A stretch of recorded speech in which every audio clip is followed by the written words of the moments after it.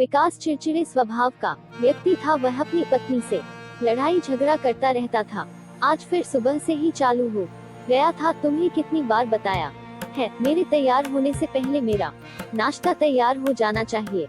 शादी के 20 सालों बाद भी मुझे क्यों बार बार एक ही बात बतानी पड़ती है तुम्हें? तुम तो आराम से घर पर रहोगी, मुझे काम पर जाना पड़ता है।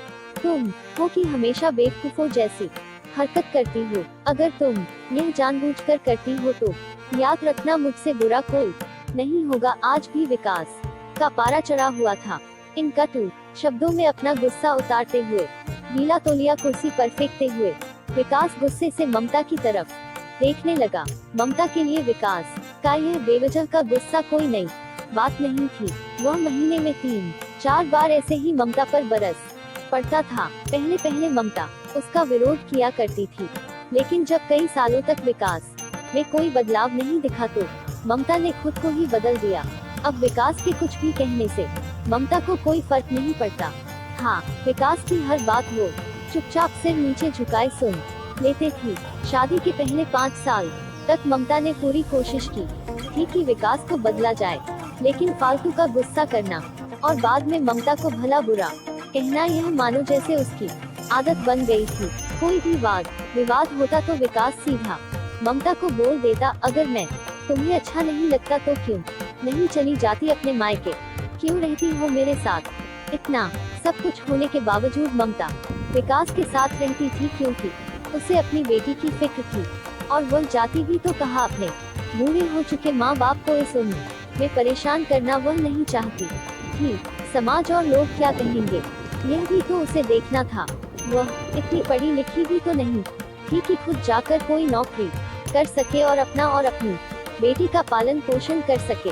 ममता को अब अपनी फिक्र नहीं थी, उसको फिक्र थी तो बस अपनी शादी लायक हो रही बेटी की। ममता नहीं चाहती थी कि पति पत्नी के झगड़े की वजह से राशि डिस्टर्ब हो। राशि की पढ़ाई पूरी हो चुकी थी, उसके लिए अब शादी के रिश्ते आने लगे थे।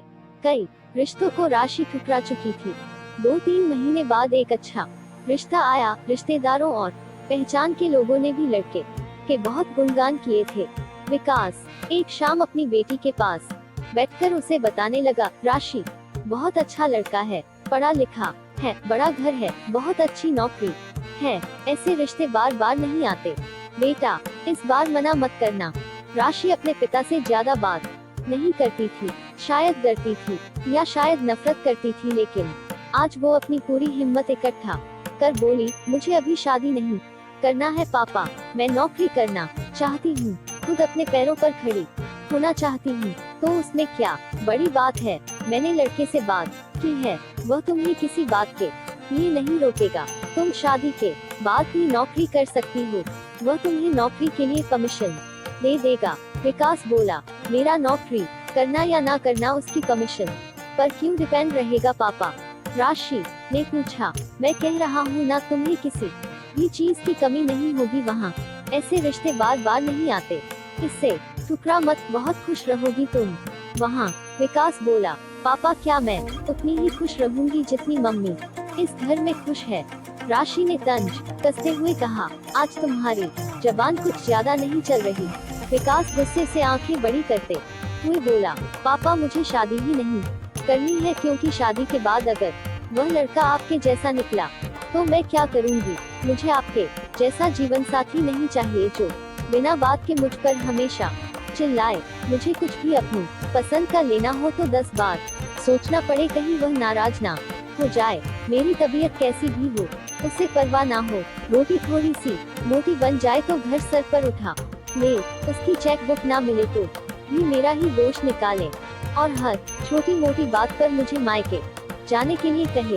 राशि ने अपना दिल खाली करते हुए पापा से सब कह दिया। विकास का गुस्सा 7वें आसमान पर था, लेकिन उसके मुंह से एक भी शब्द नहीं फूट रहा था। वो राशि की बातें सुन रहा था।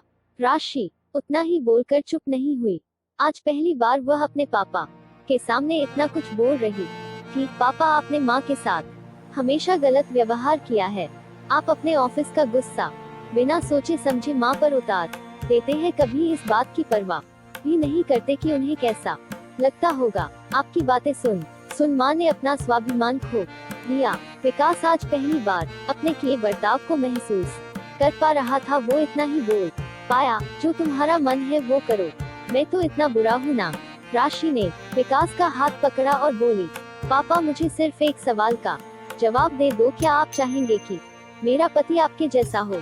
अगर आपका जवाब हाँ है तो कर दीजिए मेरा रिश्ता आज ही, और ना है तो मुझे आत्मनिर्भर बनने दीजिए। विकास कुछ भी ना बोल पाया और वहाँ से चुपचाप बाहर चला गया। आज उसे ममता के सामने जाने में शर्म आ रही थी। चलते चलते उसकी आंखों से आंसू बह रहे थे। विकास आज से अपने आप को बदलने का निश्चय किया। अगले दिन से ममता ने अपने पति में काफी बदलाव देखा।